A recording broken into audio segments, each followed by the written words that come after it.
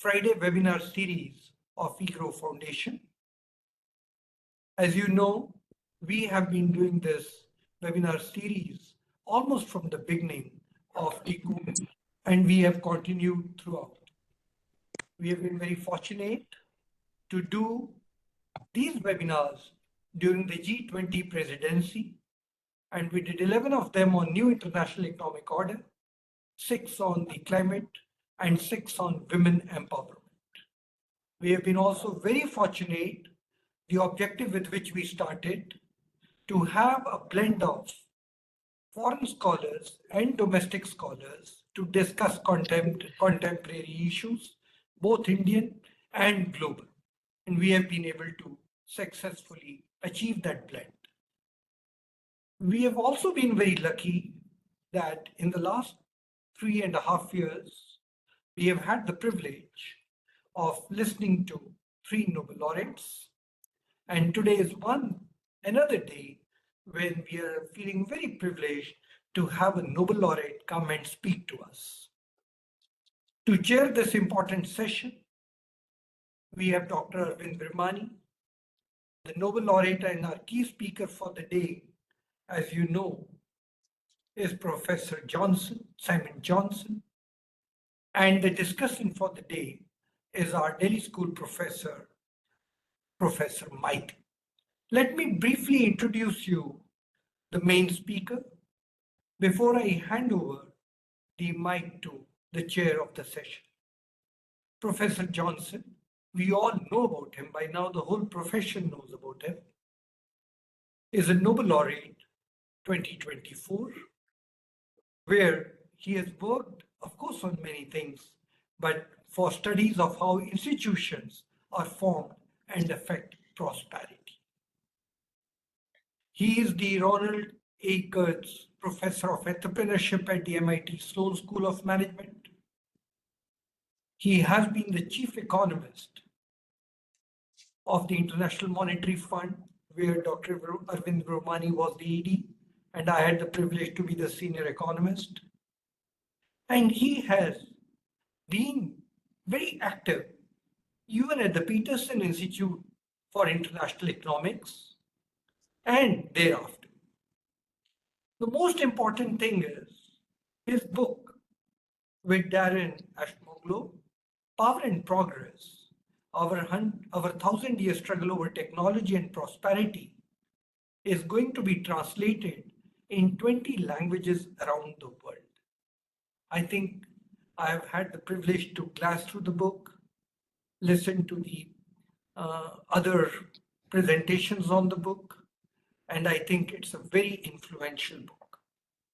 This book it's been listed for the 2023 Financial Times Book of the Year and for the Bill Gifford Prize for Nonfiction, and it was shortlisted for the 2024 Lionel Gelber Prize. We requested Professor Johnson to come and speak and tell us about this book. To chair the session, we have Dr. Arvind Virmani. Dr. Arvind Virmani is the member of Niti Aayog, an important policy-making body in our country. Before that, he was the executive director at the International Monetary Fund, and before that, the chief economic advisor of our country in the Ministry of Finance and principal advisor, Planning Commission. The discussant for the day is Professor Maiti. He is a professor of economics at the Delhi School of Economics, another prestigious institution in our country. He specializes in development macroeconomics and international economics, focusing on labor, technology, and the informal sector. He has worked at various places across the world. With this, Dr. Virmani, I would like to hand over the session to you to conduct the proceedings further. Thank you, Charan, and welcome to Dr. Johnson. When you were speaking, kind of two thoughts came to 2 or 3 thoughts. One is clearly this is a very important talk because you asked me to come on Holi. So I've just come from my family lunch for Holi. The second thing is when you mentioned Professor Simon Sloan School, my son actually studied there, and one of his specials was entrepreneurship. Interestingly enough, another coincidence. And the third thing which came to my mind, that a lot of Nobel Prize. I recall Mike Spence, who became a good friend, of the Growth Commission, New York University, also was in entrepreneurship. I mean, in business school. So it's kind of interesting how many Nobel Prize winners are coming from business school rather than economics schools. But anyway, with that, let me invite Professor Johnson to start his talk. Thank you very much. And thanks for the kind words of introduction, and thanks for the opportunity to be with you today. And thank you for taking time on such an important day for your country to talk about economics, which is always fascinating, but perhaps less joyful sometimes than celebrating your culture, your traditions, and your religion. So I actually, and let me take that last point from Dr. Virmani about business schools. So I don't find it surprising that a lot of really good research is done in business schools, including with regard to economics, because in these American business schools, certainly, and I think this is actually true around the world, we are confronted with the realities of our students and our executives, and they want to go get jobs in the real world. And that pulls the professors, I think, into these real world questions. And I've just finished a half semester of very intensive teaching about some of the topics that we're going to talk about today. And we had literally hundreds of students wanting to take classes with us, to dig, business school students wanting to dig into exactly the kind of economics that we're all going to talk about today. And I found that very, very encouraging, but also somewhat humbling, because I think practical people look to economists, among others, for solutions in today's world. It's very complicated, it's very interconnected, and there's a lot going on around technology that I'm going to dig into. And I am absolutely not here claiming to have all the answers. I want to be very clear about that. I'm here, and I'm thrilled to be here to discuss these issues and to hear your perspectives. And this has been, for me, one of the real pleasures and I would say joys of winning the Nobel Prize, which is that people around the world want to talk about these issues. They've reached out to me. The very first podcast that I did right after we won the prize, or the announcement, was with a gentleman in Nepal who said, can we do something? I don't know how many people listen to this podcast in Nepal, but I can tell you he was really well informed and thoughtful about technology and economic development and artificial intelligence. And those are my three themes today. And I'm going to speak, I think, fairly briefly, try and get those points across, and then listen to what the discussant has to say. And hopefully we have lots of time for discussion. But the 3 points are, firstly, about technology and world history. Secondly, about political economy and how we should think about political economy relative to other economic analysis today and going forward. And the third point is about artificial intelligence. So the book, as very kindly mentioned, is Power and Progress, our 1,000-year struggle over technology and prosperity. And in this book, Drawn Acemoglu and I attempted to take a step back and look at what we know about technology in human history. We do have some observations that we think are based on data and facts from more than 1,000 years ago. And but we do also feel that the data and the record is much firmer for about 1,000 years. So that's why we put that in the title. But I think that the main point, and this is a little counterintuitive and sometimes misinterpreted, so I need to be very careful and state it plainly, and we can clarify as needed. But the main point is that of this 1,000-year history is that while obviously improvements in technology lie behind any and perhaps sometimes almost all improvements in the human condition, because better technology means more productivity, it means enhanced human capabilities, it means stronger understanding of the natural world that then feeds into better solutions. So we are not, John and I absolutely are not against technology. In fact, we work at MIT, where the T stands for technology. So it would be very strange if we were anti-technology. And as was already mentioned by Dr. Singh, I am a professor of entrepreneurship at MIT. So I'm definitely not anti-business. I'm definitely not anti-entrepreneur. I'm definitely not anti-innovation. But when you look at the historical record, what you see is that sometimes when technology improves, and obviously over 1,000 years, we've had some episodes where technology has changed quite quickly, other episodes where it's gone more slowly. But what we see in our interpretation is that there is no necessary flow, not directly and not immediately, from improving technology, let's say having more productivity, to gains for most people. So we call this the theory of sort of automatic gains from technology the productivity bandwagon. And the idea is the bandwagon comes to town, the bandwagon pulls everybody along, technology improves, people get better off. What is there not to like? And of course, you hear this story a lot right now from Silicon Valley, and you hear it a lot from people like Elon Musk. And I think, I don't want this talk to be about an individual, and I don't think economics should ever be ad hominem or focus on individuals. But Elon Musk is a very powerful symbol for some of the issues that we've talked about, and he features it in our book, actually, although the book was finished 2 years ago and we did not imagine Mr. Musk's current role. So the big historical point is technology is obviously important to economic growth. Technology is obviously important to creating the potential for prosperity. But there have been episodes in medieval times, in the early Industrial Revolution, and frankly, in the last 40 years in the United States, where technology has changed quite a lot. Some people obviously benefit. I mean, you don't change the technology unless somebody's got something to gain from it, right?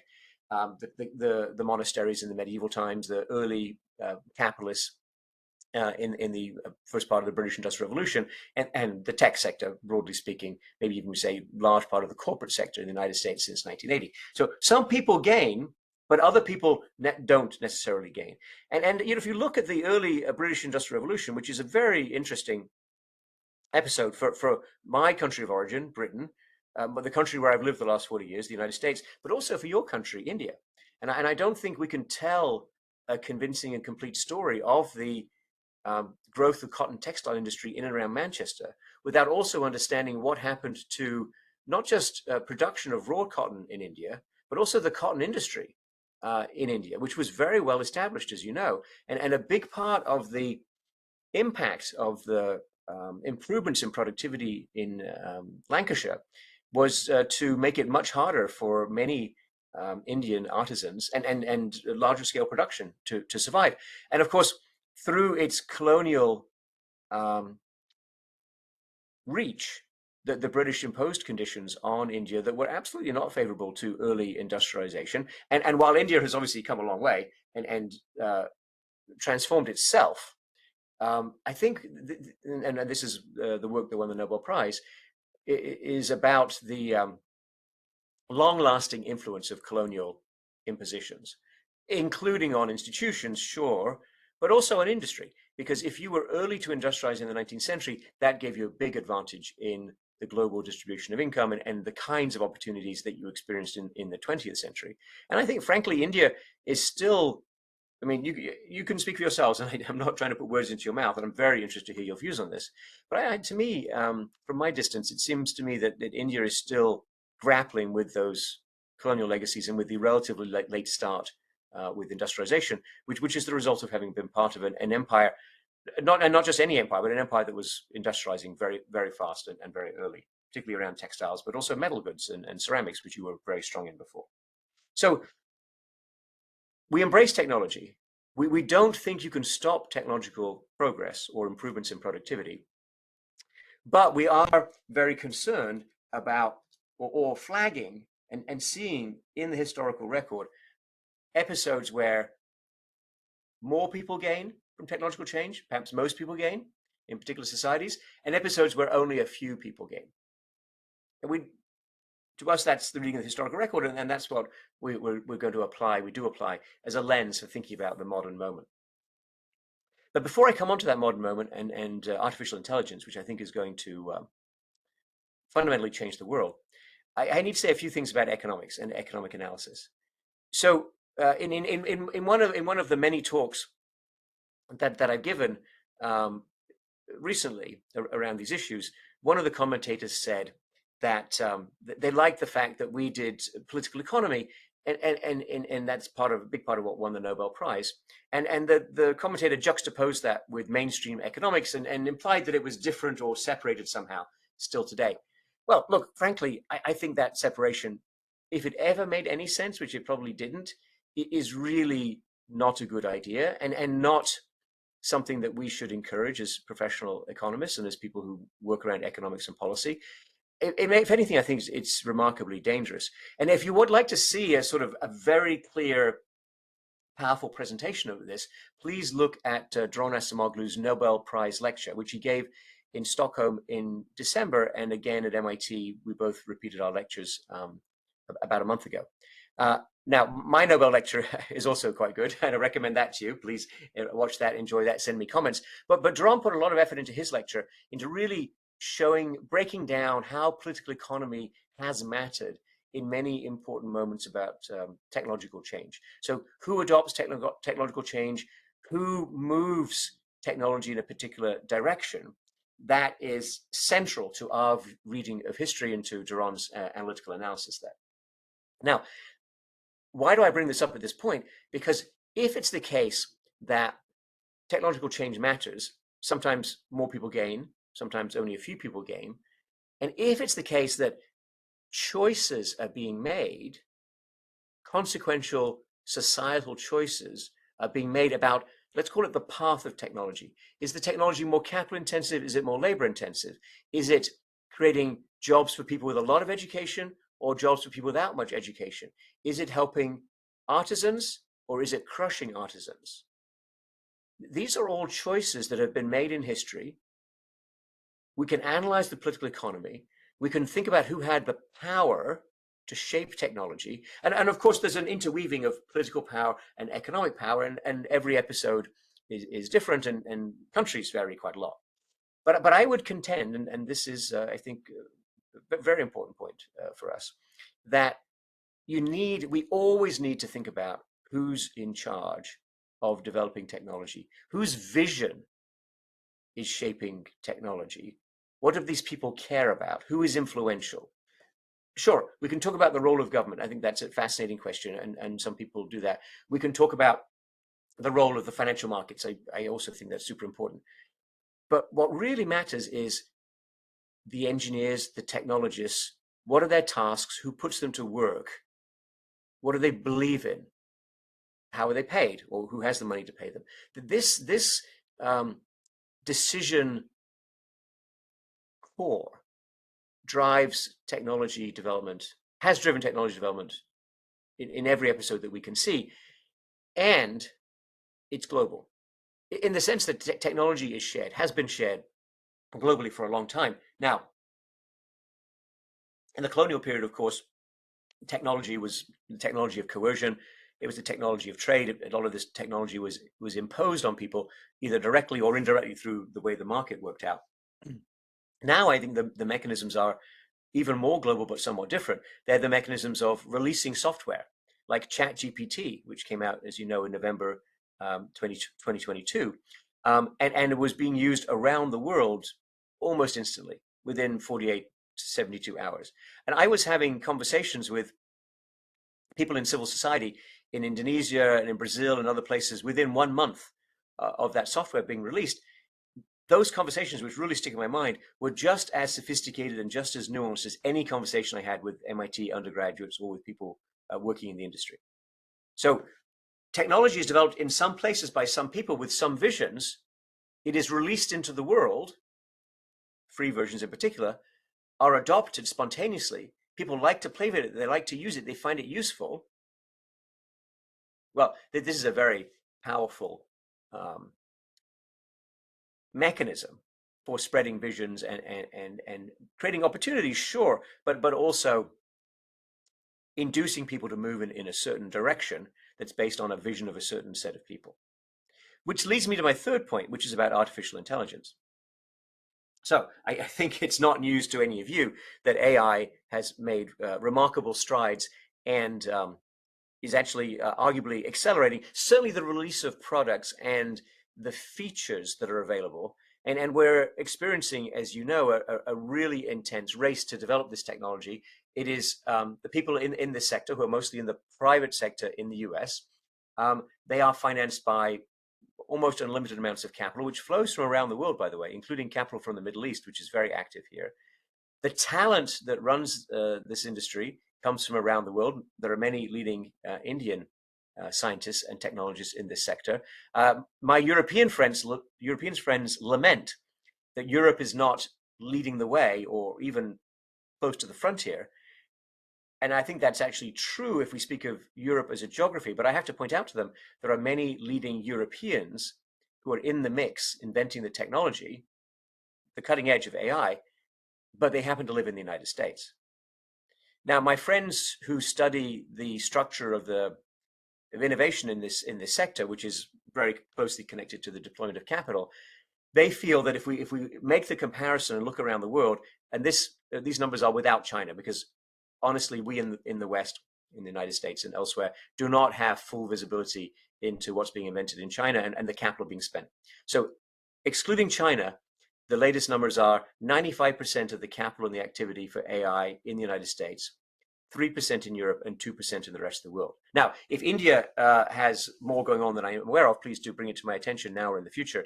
I think it's pretty unhealthy for so much of the innovation to be concentrated in a few places, but that is what the market has brought us. I mean, the compensation being paid to top AI engineers is extremely high.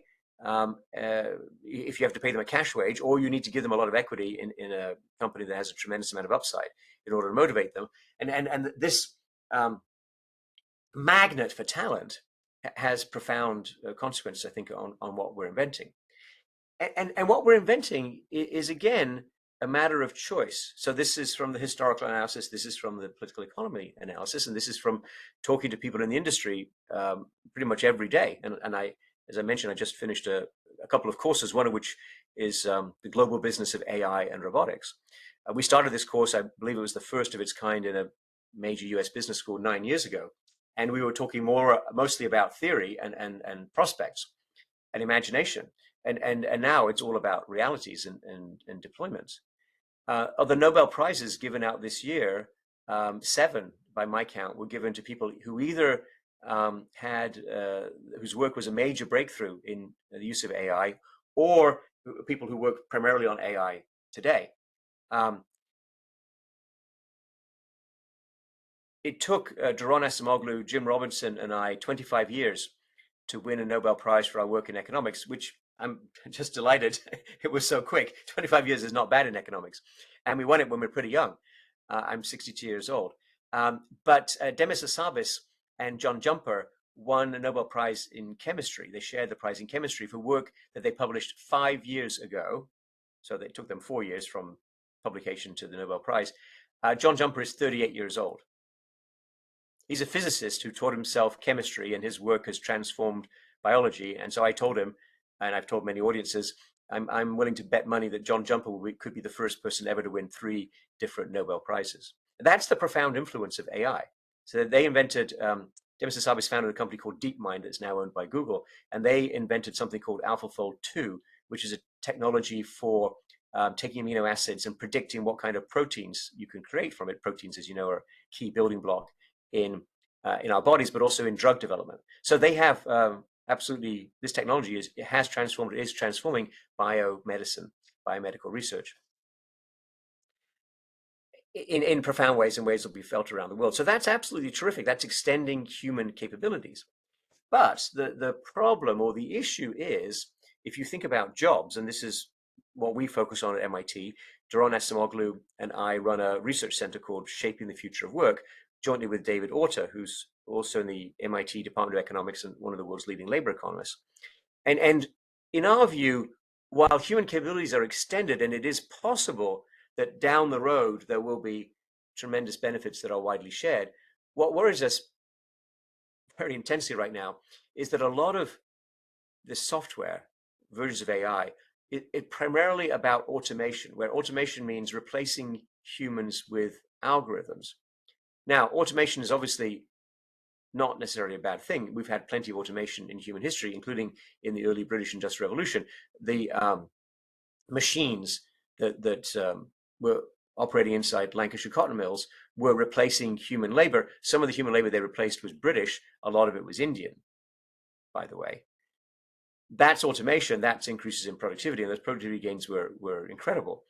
But the data clearly show, in our read of it, that between, let's say, the 1770s, when Lancashire really got going, and the 1830s, real wages barely moved up for workers in the textile industry, in the factories that had the machines, and in Lancashire or even in Britain. So there was a 60-year lag from the innovations and the automations to real wages rising. And when real wages rose, it was mostly because industrial technologies had spread. I would flag the growth of the railroads as a key technology of the 1830s and 1840s that really boosted the demand for labor and increased the demand for labor with expertise and labor that understood how to work in particular corporate environments. And that's the key, which is none of us get paid a premium wage for doing things that somebody else could do with an hour or 2 days training. You get paid a premium wage by becoming specialized and by having those specialized skills. That expertise have some market value. So that's what began from the 1830s. And then the Industrial Revolution entered into a much more positive phase with regard to Britain and the United States, not necessarily, I would suggest, a positive phase with regard to India. I think that came later. So what's the problem? What's the key thing to understand and to analyze and to think about? Well, if AI is an automation technology and automation displaces humans from their previous tasks, what you need for prosperity, for shared prosperity, and that has to be the goal in the United States, and I would suggest respectfully everywhere, if you want shared prosperity, you need to create a lot of new tasks for humans. Humans need to go do things that they've not done before. These need to be things that are valued by other humans and through the market in the first instance, primarily. They need to be things that require some expertise. And the good news is we do create new tasks. I mean, my colleague David Order has studied this, and by his calculation, something like 40 to 50% of the tasks for which people are paid money in the American economy today didn't exist in 1940. So good news is we create tasks, and innovation, of course, is part of how we create tasks. Innovations in technology, innovations in systems, innovations in commerce. The problem is that while we created a lot of new tasks, let's put it this way, the creation of new tasks kept pace with automation in the United States from the 1940s into, roughly speaking, the 1980s. Since the 1980s, new task creation has not kept pace with automation. Now, we've had some other developments. Globalization has played a role. The rise of China played a role. The decline of trade unions played a role. But in our estimation, and we can, at a technical level, talk about the precise numbers here, but in our estimation, something like 70%, some people would go higher, 80% of the widening of wage differentials in the United States since the 1980s has been due to automation, and specifically the fact that automation has wiped out a lot of middle-class, middle-skill jobs, pushed those people down to the lower end of the labor market, at the same time as managing that automation process and new task creation made possible by digital technologies has increased the value of people with a lot of education. So if you look at, and I'll send you some slides and pictures on this for you to study afterwards. If you look at weekly earnings by education for men in the United States since the 1960s, the picture is utterly dramatic. People with a lot of education have done very well. People in the middle have not done that well, and many of them got squeezed. People at the lower end of the labor market have barely seen any increase in wages, real wages, since the 1960s by some measures. Now that's absolutely incredible, right? Technology has changed. The United States is a very different country compared with when I first arrived in 1985. There's 100 million more Americans, for one thing. Transportation is transformed. Industry is transformed. The internet was born. The new technology is all around us, but the gains are not shared proportionally. In fact, it's worse than that, because if it was just increasing inequality with a rising tide lifting all boats, I think the politics of that might be different. But that's not what you're seeing in the United States. And let's be very clear that while there are many features of President Trump's coalition that are problematic and difficult and dangerous, that there is also a deep-seated and honestly, frankly, legitimate feeling among many people in the United States that they have been left behind. And the feeling of being left behind is something that manifests itself in political protest. It manifests itself in anger against the establishment, and it manifests itself in the particular American version of populism.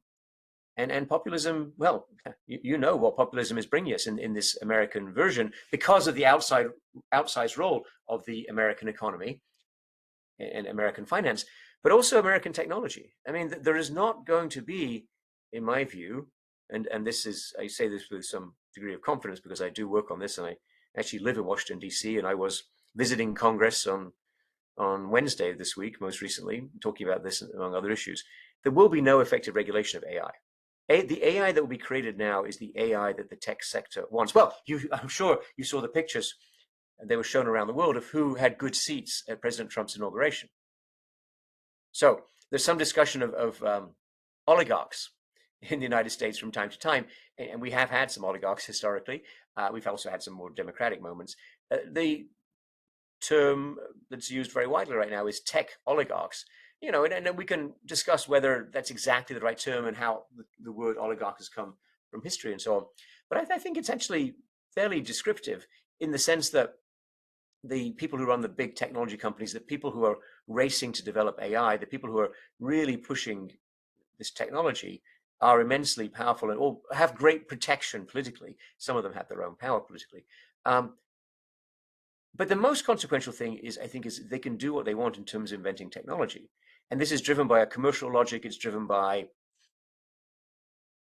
their own views of the world. It's driven by their lives, which are in San Francisco and Seattle, disproportionately, not entirely, but mostly. And I think that now is a very good and very important moment to think about the global implications of this. What does this do to supply chains? What does this do to the global division of labor? What does it do to call centers? What does it do to the Indian presence in the software sector? I mean, I do think that a resilient, strong country with deep talent like India will do fine. I think you will find your way to new activities and new tasks and new companies and new positions in the world economy. I think it will be difficult. It's going to be difficult in the United States too, by the way, and very difficult in other places. And I hope that India can play a leadership role in developing the technology and useful technology going forward, and technology that really helps people living in India, because that's not likely to be the focus of people living in Silicon Valley, is it? But I worry much more about other countries, smaller countries, countries that don't have so much talent, countries that found a foothold perhaps in the global economy based on something or other in recent decades, may well find either that foothold displaced, or they may find that they don't generate as many jobs. For example, from manufacturing, export of manufactured goods, I think quite a lot of that is going to shift. I think we'll see more automated manufacturing. I think we'll see an increase in manufacturing output in the United States. I don't think manufacturing jobs will come back because it will be highly automated. Okay.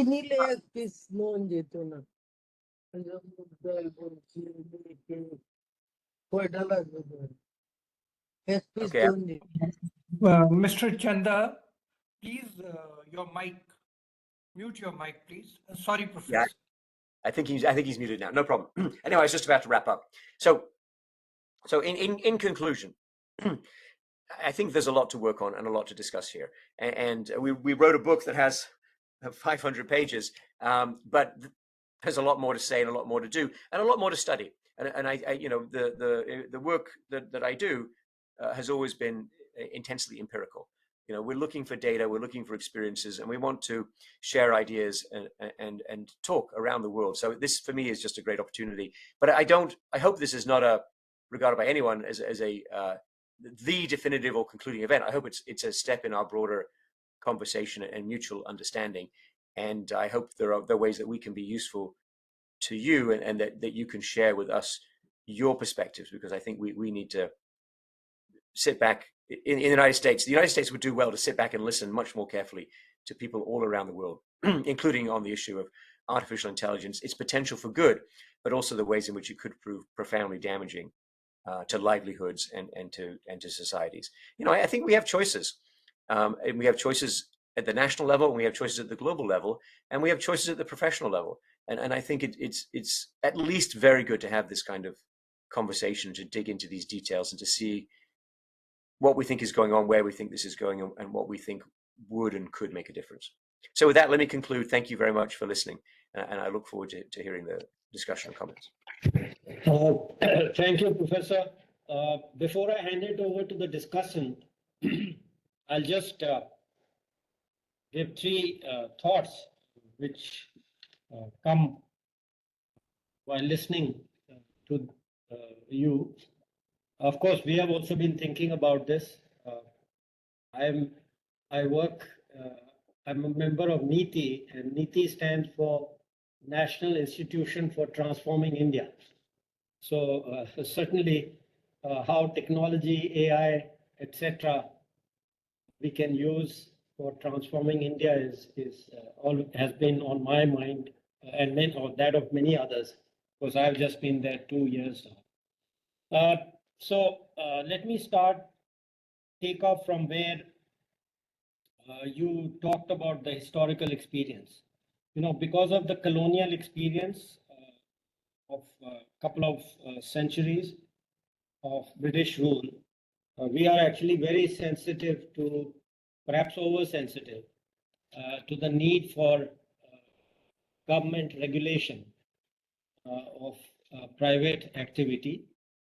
In fact, 50 years ago, we had a Monopolies Act, which became so excessive that we finally had to abolish it. But we do have a better regulatory system now. And we have certainly been thinking about how and when and where to regulate. Of course, the standard choice is always there, which you are very familiar with, perhaps much more than me, between innovation, stifling innovation and letting bad things happen. Unfortunately, in the first 50 years or so, we went overboard in regulation. But I think we are much more careful now. And the difference, as I said, is because of our colonial experience, we are not apologetic. I think we know a lot more, including from our own experience, that sometimes we can be overzealous. So those of us who know the history are able to balance these things better. So one of the things, for example, we have worried about for quite some time is the FANGs, the four digital companies, and the old way of thinking only in national terms. Clearly, I have been very clear that we have to think in international terms.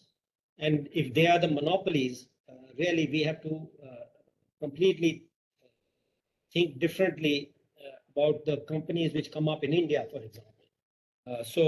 If one encourages competitors in India, that is actually reducing global monopoly. Of course, we are quite aware of going overboard, of over control, etc. But I think this is something probably we are, because of our experience. So we are very proud of what we call our digital public infrastructure, where I was involved in the creation of what is now called Aadhaar. In 2006, from 2006 to 9, I was deeply involved in it, wrote many papers, headed the committee which set up the digital ID and the many things which have followed from that. Basically, 2 points here: regulation and public and digital public goods. I think we are struggling, but from our side, I think it's very important that people who know the history of over-regulations like myself keep abreast of not only what's developing outside, but also make sure we don't go overboard. So that is really our challenge. I hesitate to say that we are in the forefront, but as both our Prime Minister and the Foreign Minister have emphasized, that we have our own approach, which one can call it Indian approach or Eastern approach, which perhaps is a little different from the European one, which we are applying to these things. The second point I would make is, again, something I have been thinking about from 2006, and which I guess since 2014, a lot of it has been implemented by the current government. So I'll take a few minutes to explicate a little bit. one of the challenges I was asked to deal with in 2006 was the quality, the social provision of education and health has always been with the governments, the state governments actually. And one of the problems we confronted is how poor the quality of education and medical was in the rural areas. So given that 2/3 of the population kind of lives in rural areas and half of it is related to agriculture, the challenge which I was given was to review this system and suggest something. And what I came to the conclusion that to raise the quality of 1.4 billion people, which is kind of twice the total population, more than twice the total population of Europe and USA, which are kind of the benchmarks of quality education, medical from our perspective, would be possible only by using internet and what I used to call at that time expert systems. Actually, the chief engineer, I think he was, who spoke to us recently of DeepSeek, said this was the second level of AI. Now we are at the generative. I don't think we even need generative to do this problem, but unfortunately, the importance of this has still not been fully incorporated in our experts, in those who deal with these things. So what is this challenge? The challenge is that the quality of people, those who are highly qualified, whether they are medical personnel or teachers, do not want to live in the rural areas because not enough facilities are there for them. So even though they are assigned, they don't show up some of the time, a lot of the time. And so the quality of teaching and learning suffers, the quality of delivery of medicines suffers, medicine meaning diagnosis actually. So all that can be done by expert systems which were invented like, I don't know, 10, 15, you would know better, 20 years ago. And that is what I have been struggling with since 2006 to propagate this. So putting it in the broader context, I worry less about the jobs that will be taken away and more about how we can improve the quality of systems which we already have by using expert system. I don't want to use AI because AI is actually not needed for the kind of work I'm talking about. Of course, when we are talking about cancer research, etc., I understand very well, and I have met several teams in Mumbai, etc., who are working on better diagnosis of cancer. That requires higher level systems and perhaps generative AI also.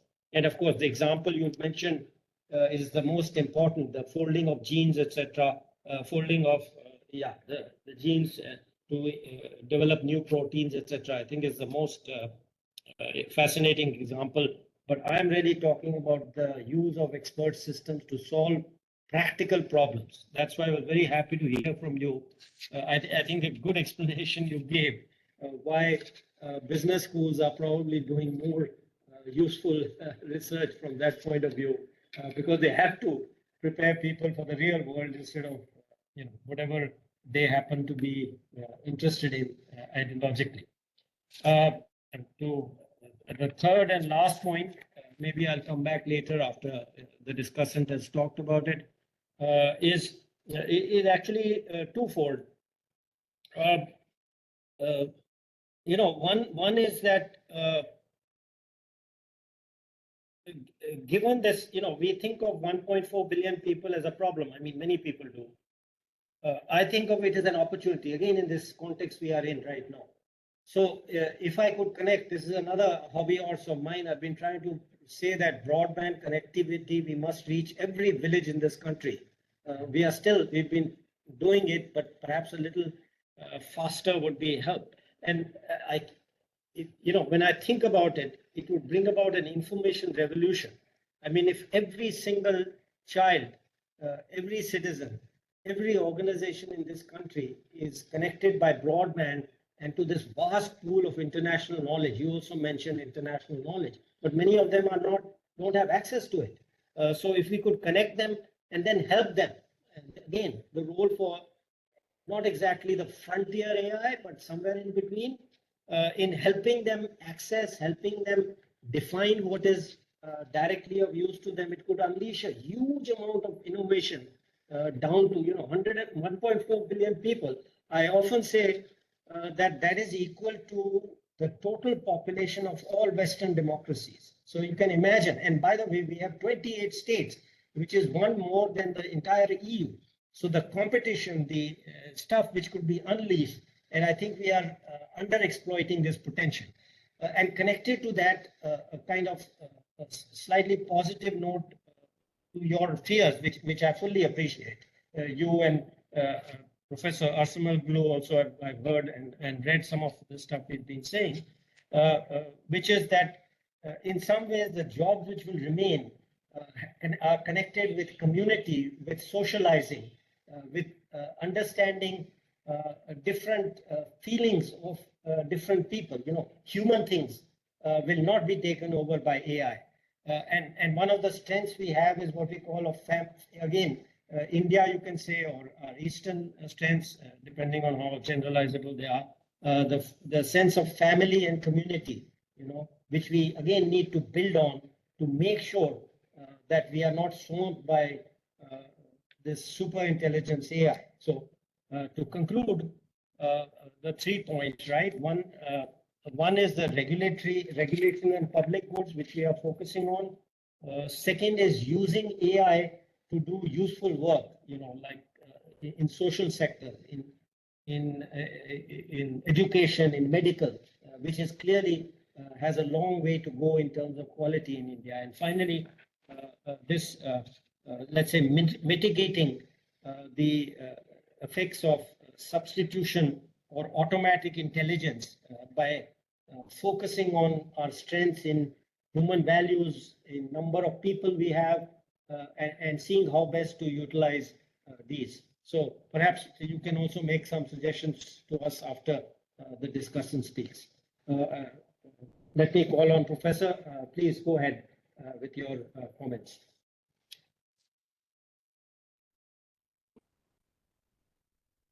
The discussant, please. Yeah. Yeah. Am I audible? Yeah. Yeah. Okay. It was a fascinating talk. I really liked it, Professor Simon Johnson. I personally met Robinson almost 13 years back when he gave a keynote speech in Czechoslovakia on a GDN conference. Now that time he gave a lecture on how institution is going to play key role, and particularly the institution that was formed during the colonial period, that actually has been detrimental. So I definitely like that. Now, of course, I need to definitely congratulate 3 of them for receiving the Nobel Prize. Definitely, it's a excellent work. I have read the book, Power and the Progress, and this is the best display I can describe on how society's application of technological tools have benefited the society, many and few, with various anecdotal evidences and examples. And it has drawn lessons from the histories and provided various recommendations on how to make machines and the technology useful across societies. But at the end, the book has also described various challenges to develop business model applying digital technologies, automation, and so on. Now, I mean, of course, at the end, I find that the book did not take any particular positions. Of course, because of various complexity that has been discussed throughout the book. But I can at the same time can say that book has actually ended up with a positive note. Technology may displace the labor, but generate new tasks but that also depends on the institutions and the policies. And this kind of institutions are very much linked with the colonial legacy. That is very much important. I mean, that means the technology cannot be developed in every country is in the same manner, same pressure, or the prosperity that may actually be derived from the technology cannot be shared in the same pressure on all the countries because of the institutions and the colonial legacies. But at the same time, the new task restores the opportunity for the employment for higher marginal productivity. So wage might actually go up, definitely, but that have a possibility of rise in wage inequality. So these are, I mean, in a nutshell, I can draw out this insight from the book.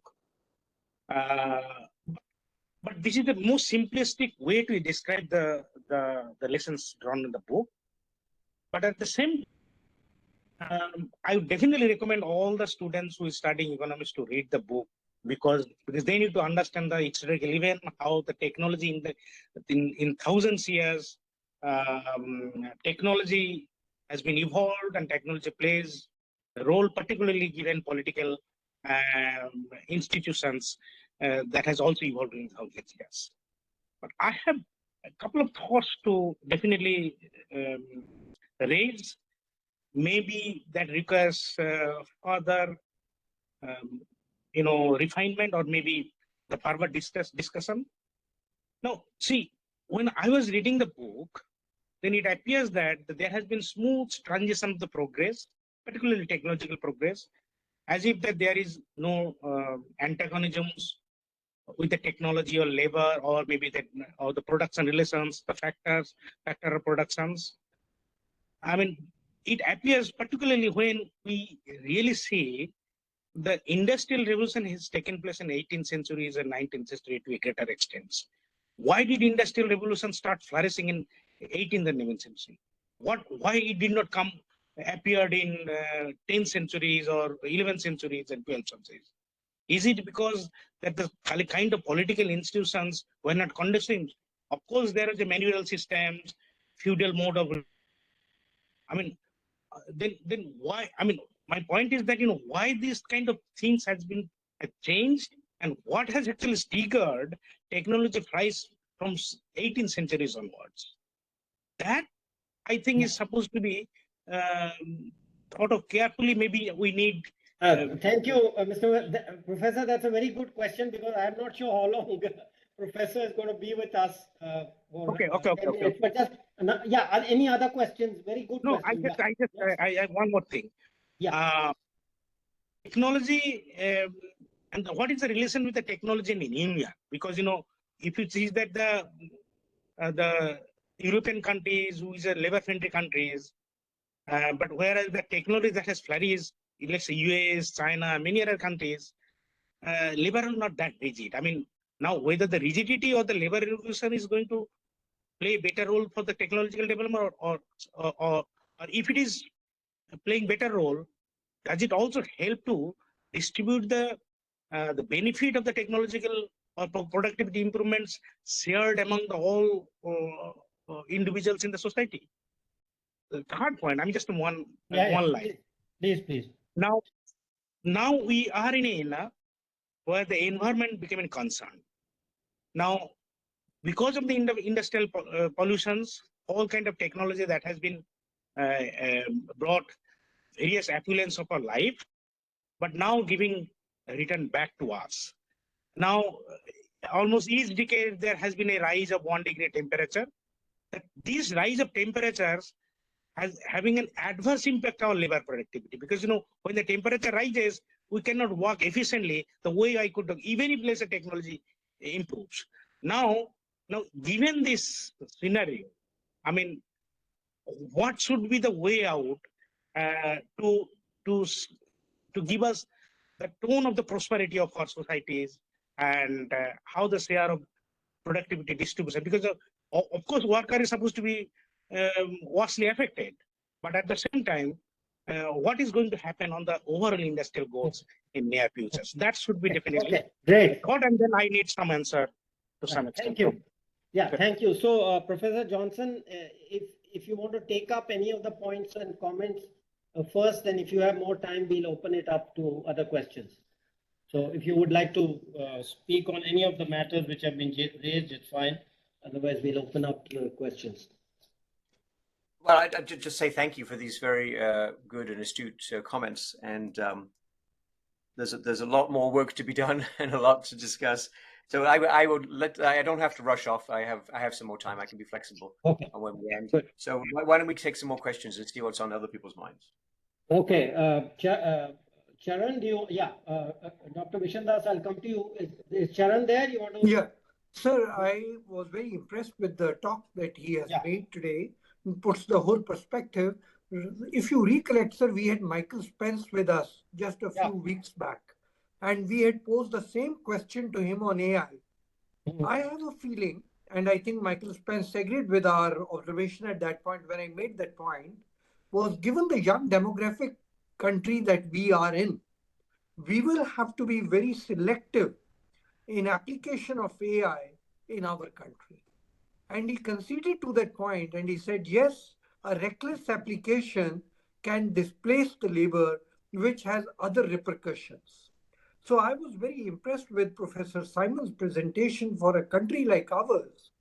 I also have a feeling, sir, and I did mention at that point, that most of the artificial intelligence automation has been done in countries where labor is scarce. And this has been the requirement of that industry and that country, given the scarcity of labor or harsh climatic conditions. Whereas in a country like ours, and the level of economic growth, level of manufacturing that we are in, it's not necessary that we should run for artificial intelligence. And I think Professor Simon's discussion today and Michael Spence's discussion the other day makes us very cautious. Happy that you are chairing the session, sir, because you are in the prime seat of decision making on these issues. The last point that I want to make is quite similar to the genetic engineering, where the genetic engineers were taking the world and we had to stop them and tell them, look, there was a global outcry that you cannot clone another human being. You could do it till the level of the sheep, but not cloning to the extent that you create this another human being. I think time has come now that we will have to sift through the artificial intelligence and say, where are they heading to? There have to be ethical standards applied to artificial intelligence. The last point, I'm sorry, I had one more point to mention. I think the point that Professor is making in his book, and partly that I've read it, is there has to be democratization of thought leadership. And the thought leadership should not be monopolized the way, though he has spoken about Elon Musk at this point, but in the book they refer to the Google and the Microsoft and all that thought monopolization should not happen. I've noticed that in our banking system with 4 major IT companies providing us IT support, sometimes oligopolistic behavior can be very, very throttling to human creativity. So thank you very much. I do not know what about the application of it into banking? Where does it take to? Thank you, sir. Thank you. I just emphasize 2 things. Yeah, I think thanks for reminding us. This is a point I often make, that the conditions driving automation and AI in China are completely different from ours. Their share of the global working age population has declined in the last 30 years and will decline dramatically in the next 30 years. We are probably the only major country, among the set of countries you generally talk and think about, in which we will still be gaining share of working age population in the next 30 years. Of course, we have gained in the last 30, but a small increase, about 0.2%, if I recall correctly, is going to happen. So the requirements, that is why it leads us to think of how to use AI to enhance and leverage the quality of this AI. I've given several talks in which I mentioned these things. I don't want to take all the time. But the second point I think I find very interesting, which you have made, is the analogy with cloning. I think I had not thought of that before, but I think it's an interesting thought. With that, I think Dr. Vishandas had raised his hand. Please keep it a little short because formally we over with the R, but depending on how long the professor stays with us. Go ahead. Dr. Vishwadas? Yes, Yeah. sir. Okay. Yeah, thank you, ma'am, and thank you, Professor Simon. It was a masterful exposition. It deepened our understanding about this innovation and entrepreneurship. Now, my question is, this innovation and entrepreneurship directly have a impinges on the share in the global value chain. Now, for instance, some country, China in particular, their share in the GDP, global GDP is about 17%, and their share in the global value chain is about 28%. In contrast, the USA, for instance, they contribute about 26% in the global GDP, but their share in the global value chain is around 17%. Having said that, now they are very leading player in the global supply chain and value chain. And when this innovation entrepreneurship increases and it displaces the middle class, and then it depresses their wages rate. So in this context, how India you see will become developed nation? Because India, you have a study, I don't have to highlight what are the problem of monopoly and restricted trade practice that we have followed in the first 50-60 years. And so all these put together, where do you see that? Is it a realistic chance for India to become developed nation in the and given the level of global innovation index of India, which is around 39 currently? So your view, I would like to know on this. Thank you. Charan, do we have time for more questions, or should we stop here? Okay, I see one hand. Professor Kurian.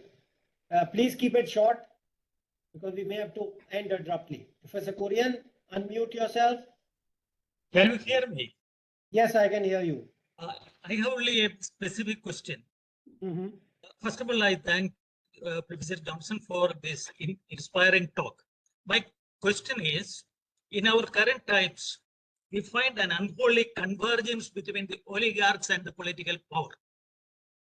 In this milieu, how can we expect that technology would be used for the prosperity of the people in a country or the world at large? Thank you very much again, Johnson. Thank you. EGROW for the facilitation. Thank you. Thank you. I see Mr. Vishnu, Kedar Vishnu. Go ahead. Yeah. Thank you, Professor Johnson, for your excellent work on institutional economics. My question is that how we can effectively build and promote inclusive institute, particularly when we are facing a lot of problem of global uncertainty, when we are questioning the FTA, when you are questioning the WTO. Thank you. Okay, thank you. I don't see any other hands up. Charan, I'll hand it over to Professor Johnson to conclude. Okay, thank you. Okay, over to you, Professor Johnson. Last words.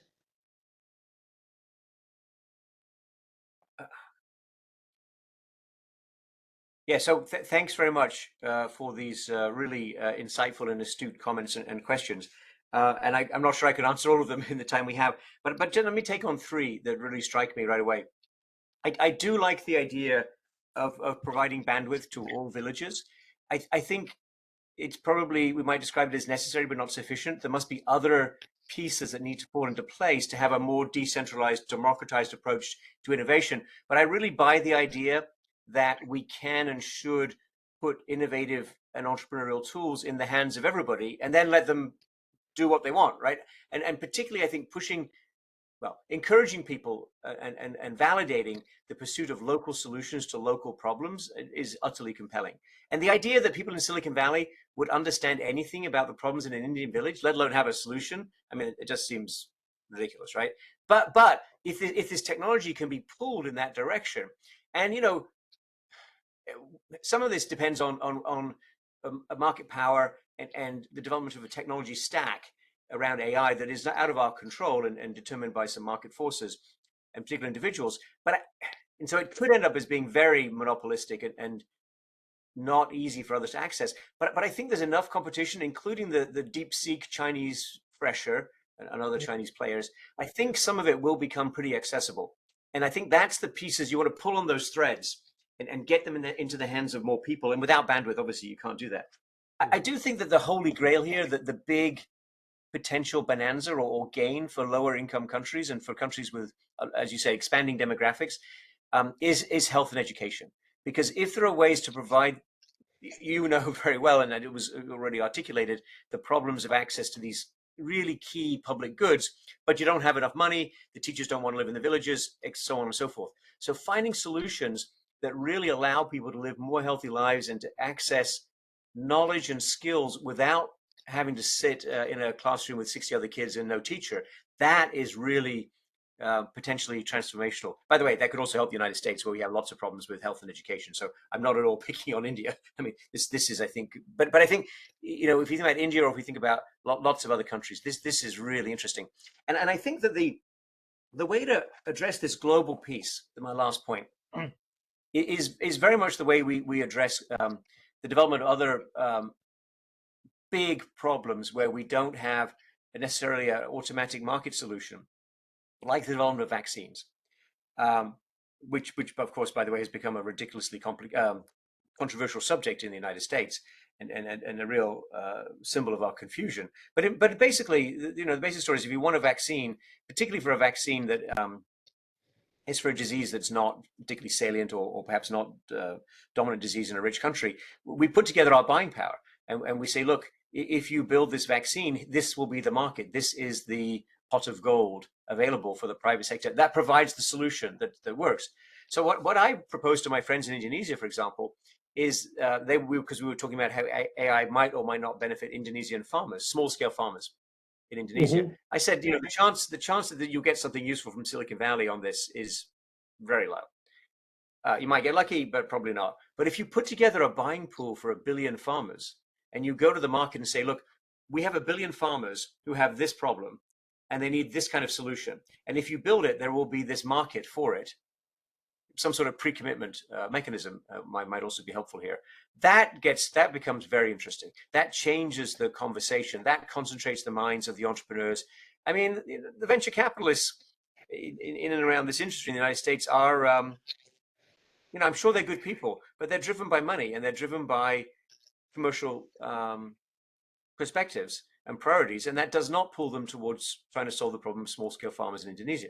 So I think India has the advantage of being a big market, of being a dynamic country, of having a huge amount of talent and vast potential. So I think deciding for you, and you don't need a buying coalition with other countries, obviously other countries do, but articulating what would be the market, who would pay, and finding ways to commit to that and make sure that, communicate that credibly, that the market will be there. That's really interesting from a technology development perspective. So I'm supporting, in summary, a more decentralized approach to access to the technology, focus on all these public goods, all the pieces that are missed by the private sector. That's not where they put their money in, like health and education, and then use your buying power and your future potential buying power to excite people, to stimulate the imagination, to create a vision. Because, you know, a lot of what happens in business is driven by visions of richness, visions of success, visions of failure. And I think you should push hard to develop. You have a strong vision. You have many strong visions in India, many visions that help shape the world. But I think on the technology development front and the future of AI, which will reinforce and empower your expert systems. I'm not opposed to expert systems at all. I think it's great. But I think lowering those costs, making them more accessible, would be a fantastic achievement. And in conclusion, I would say I have every confidence that India will find a better, stronger path to economic development. I worry about other countries. I worry about smaller countries. I worry about countries that don't have as much talent as India does. But I think India will figure this one out. But it is a lot of work, and I commend you for your understanding of the issues and for your engagement and for these proposals that you're representing, at least in some small form or focus form today. Thank you very much. Thank you. Thank you. I think those are very useful. I just want to, for the, I didn't want to be the last speaker, but for the listeners, I think one point I need to correct, which is very important. My talk is, my suggestion for the villages is not to just empower the health and education of individuals, but to empower the teachers because you can have a teacher sitting in Delhi has an intermediary in a remote village who is helping the students, but the learning is coming from here. So it is not that we will just directly teach the student from here, but empower the intermediary who is already there, who is there actually, they are all there, but they cannot do that higher level of health or quality. That's the point which I often fail to communicate to people, which is very different from the old. People say, oh, online education has failed. I am not talking about that. I am talking about empowering somebody who's sitting in that village and empowering him or her first. They are there. They are there in the primary health center. They are there in the primary schools and secondary, but they just do not have the ability to teach these kids, etc. Okay, sorry to be the last speaker, but thank you. And let me hand it over to Charan to conclude the proceedings. So I must thank Professor Johnson to be with us.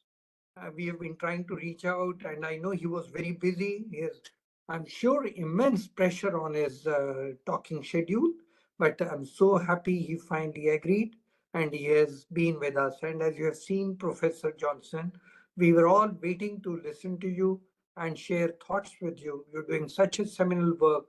We're so proud of your work. And having seen you, I myself was there at Harvard and MIT, and then at IMF, known your work. We are very keen that you come and speak to our audience. I'm also thankful to you, Mr. Chairman, Dr. Virmani. I know today is a day of festival color, the Festival of Color, and we continued and persisted with this because we did not want to break the chain. And we have this Friday post-lunch. Every Friday we do it, even if somebody is celebrating, we said evenings is possible. And Professor Maiti, thank you very much for your inputs and all the participants who made their contribution. Professor, I would be waiting for the slides. If you have any, we would be putting the recording on our website tomorrow. And if we get the slides, we'll put them along so that everybody will benefit from it. The announcement I would like to make is America is taking us a few generations behind through the tariff war, which has started, and the retaliatory mechanisms which Europe is now resorting to. Next Friday, on 21st of March, we have Professor Mark Mundler from University of California, San Diego, speaking to us on tariff war and globalization. So I would request all of you to be attentive to the timing. I'll send you the timing and we'll have it in the evening. And a week after that, we have another session from, again, University of California, this time San Francisco. And we will have a discussion on Russia and Ukraine. And the professor from Ukraine will be speaking to us on 28th of March. So I would request you to please be watchful of this Friday seminars. We are coming out with many issues which are directly impacting us as a country, as a global entity, which is so well integrated into the global economy, and the tariff war impacting each one of us. With this, let me thank once again Professor Johnson, Dr. Virmani, Professor Maiti, and all the participants to have been with us today on this Festival of Colors, to have sat with us and discussed this issue of where are we heading to power and progress, drawing from the lessons of the last 1,000 years of human history. Thank you very much. Have a great weekend. Thank you.